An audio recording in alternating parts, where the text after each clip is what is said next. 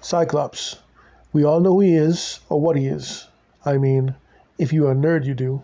His real fictional name is Scott Summers, and he is the team leader of the X-Men. He is best known for energy beams that comes from his eyes, and he isn't much of a fanboy favorite, but he does have a fan base though.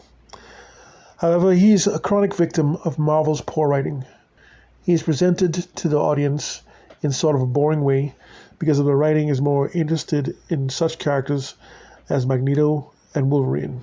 One day, Marvel writes Cyclops' beams as being powerful and make sense, but now they've made him less powerful, and his power source makes absolutely no sense whatsoever. And that is exactly why we're here today. When I was first made aware of Cyclops was in an episode of Spider-Man and His Amazing Friends. It was either in that show or another animated show that showed the origin story of Cyclops.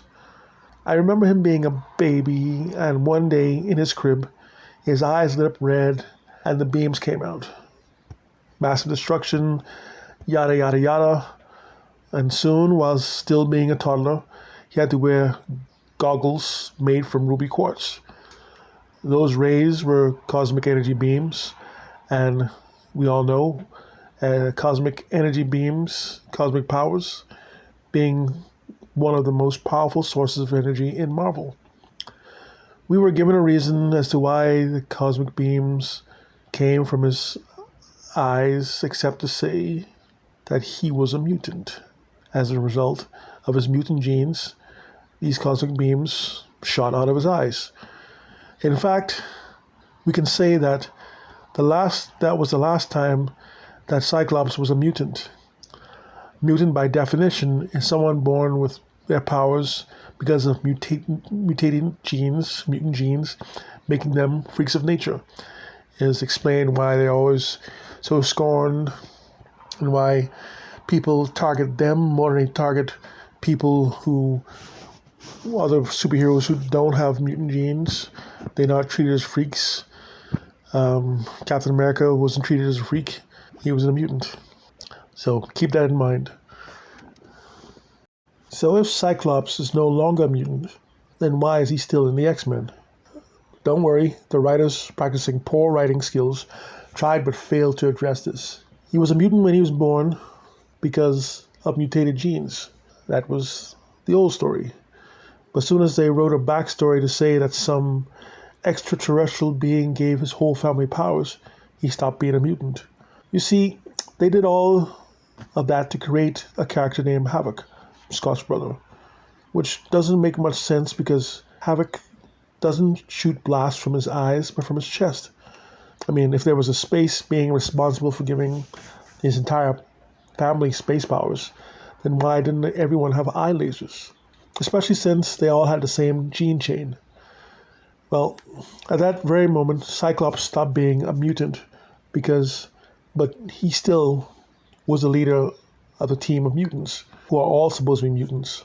So giving him space powers stops him from being a mutant. But as we say, the writers saw this and decided to fix it. But then they made it worse. Keep in mind that they could have returned to the previous original story of him being born with those powers.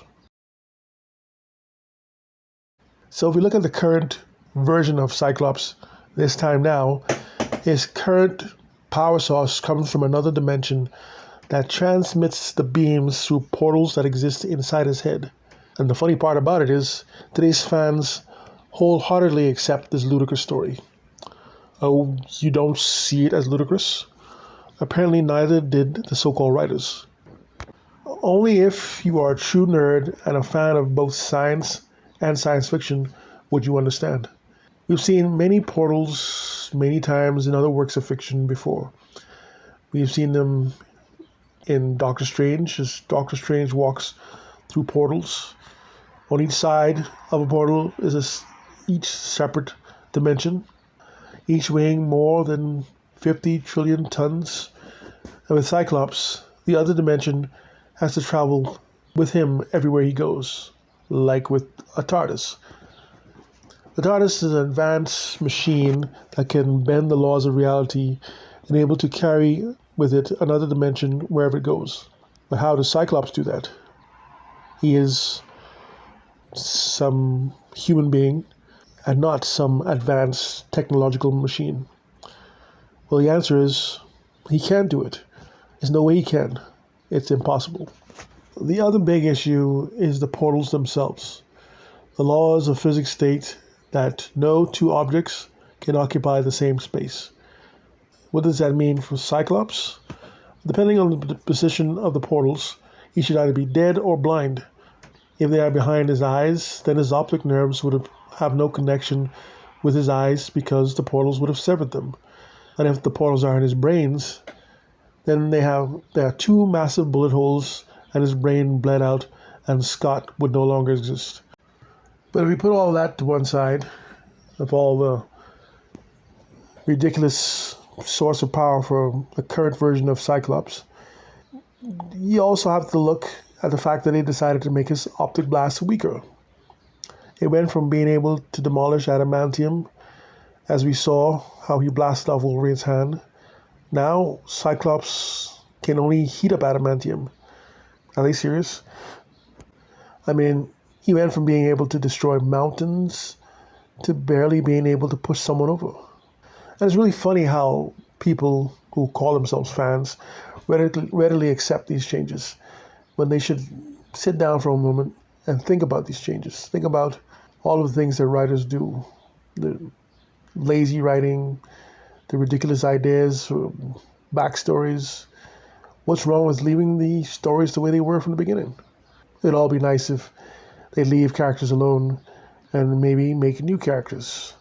Just a thought. Well, anyway, if you like this video, like the video, subscribe to the channel, and leave a comment. And stay tuned for another episode of Superpowers Debunked.